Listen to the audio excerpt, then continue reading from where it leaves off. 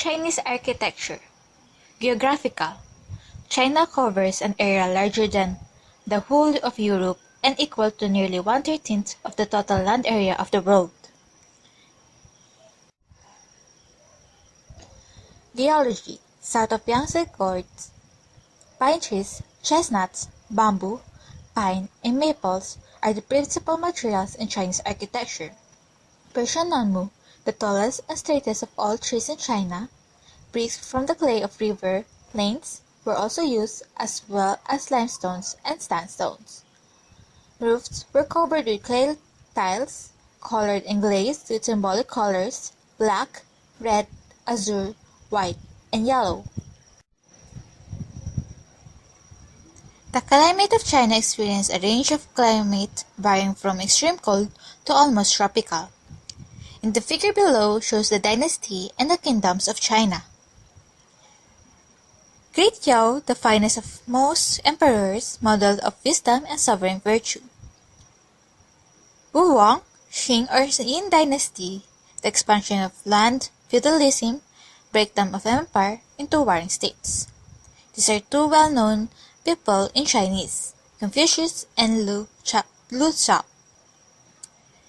Shi Huang, he divided the empire into 36 provinces, forced and convict labor, fortification, including part of the greatest wall against the barbarian invasion. Religion. These three are the well-known religion in China: Confucianism, Taoism, and Buddhism. Architectural timeline. Primitive Han Dynasty. Gradual improvement of techniques on timber, structure buildings, rammed earth construction, glazing tiles, and building with stones. Wei, Jin, Southern and Northern Dynasty, output of quality of bricks and tiles are improved. Techniques of timber structure are also improved. Su and Tang Dynasty. Application of bricks are more popular. Advancement in baking glaze. Proportion of building components fell into fixed pattern. Song Dynasty. Scale of building is generally smaller than the Tang Dynasty, more beautiful and rich in diversity. Yuan Dynasty. Tibetan Buddhist temples and Islamic mosques were built. Ming and Qing dynasties. Production of bricks are increased.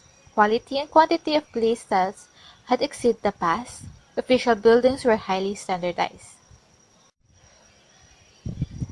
1840s. Traditional Chinese styles blended with Western architectural characteristics. 1949. Architectural styles were pared down. Buildings look sparse. Returning to the ancient period, buildings with large roof. New Communist buildings period. Big Ten buildings for national celebration exemplified the combination of design of Stalinist architecture, traditional Chinese architecture, and modern architecture. 1980s, new architectural styles begin to develop. Features: timber frame structure, symmetry of courtyard style, rich artistic image, decorative roof, the use of foil structure, the use of color. Modular system, Jian. One of the basic principles of classical Chinese building is use of a module, much like the modular concept of prefabrication in contemporary architecture. Roof or wooding. Here are the different kinds of roof.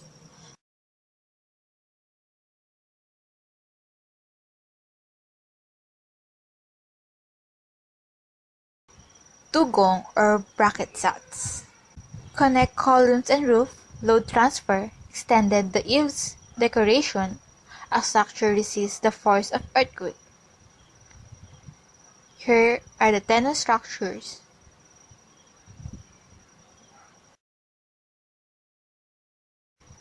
The bracket,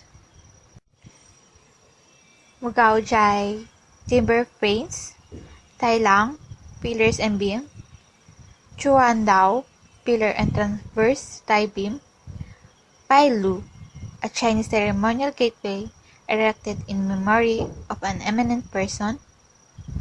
Feng Shui. The goal of Feng Shui guideline is locate and orient dwellings, possession, land, and landscape so as to be attuned with the flow of qi. Palace or gong. Since palaces are where emperors live and practice their reign, palaces of different dynasty integrates essence of Chinese architecture. The famous palace complex Epangong built by and for King Shi Huang Emperor. Pavilion or Ting.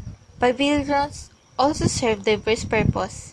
The wayside pavilion is called Liang Ting to provide weary wayfarers with a place for rest.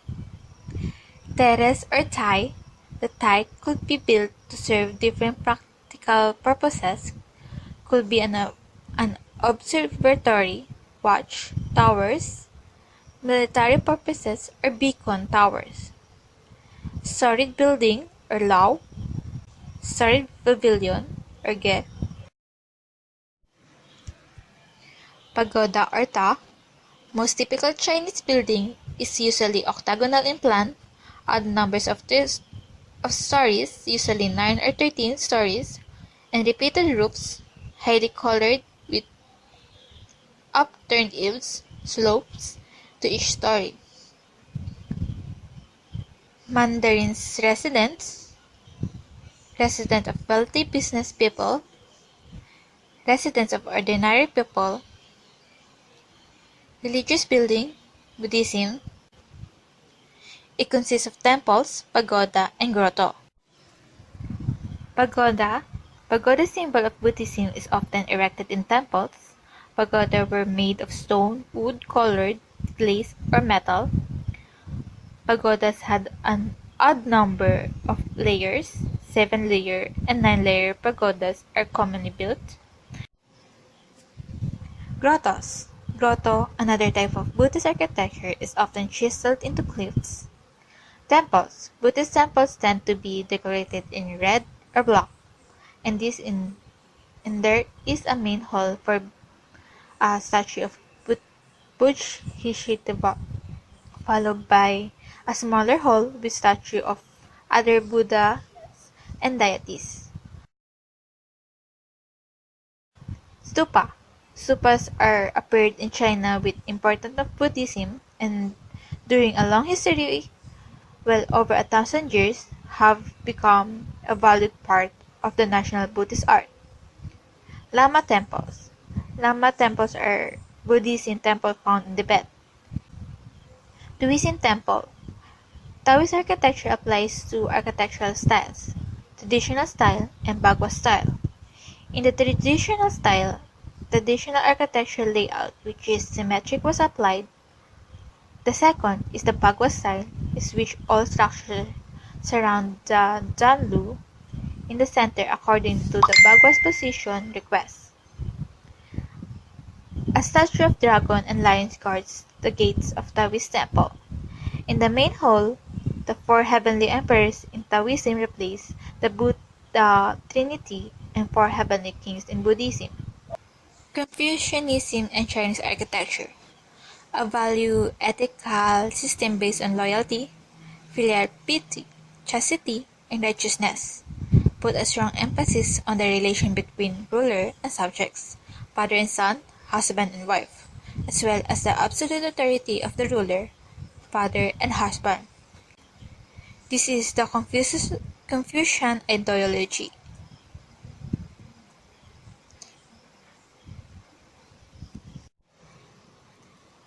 Notable structures in China. Queen Ling Tomb, the mausoleum of the first Qing Emperor. This mausoleum was constructed over 38 years from 246 to 208 BCE and is situated underneath a 76-meter tall tomb mound. A terracotta army guards the complex. The Forbidden City, situated in the heart of Beijing, the Forbidden City is the world's largest palace complex. Hall of Supreme Harmony, Turret of Forbidden City. The Great Wall of China is a series of stones and earthen fortifications built by a number of emperors to protect the northern borders against the nomadic tribes. Temple of Heaven. The Temple of Heaven is not a single building but a complex located in the southern end of central Beijing. The temple was used by the emperor to make offerings to the heaven and to pray for the good harvest.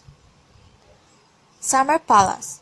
Situated 13 kilometers northwest of central Beijing, the Summer Palace is one of the largest, best preserved, and most interesting royal gardens in the world.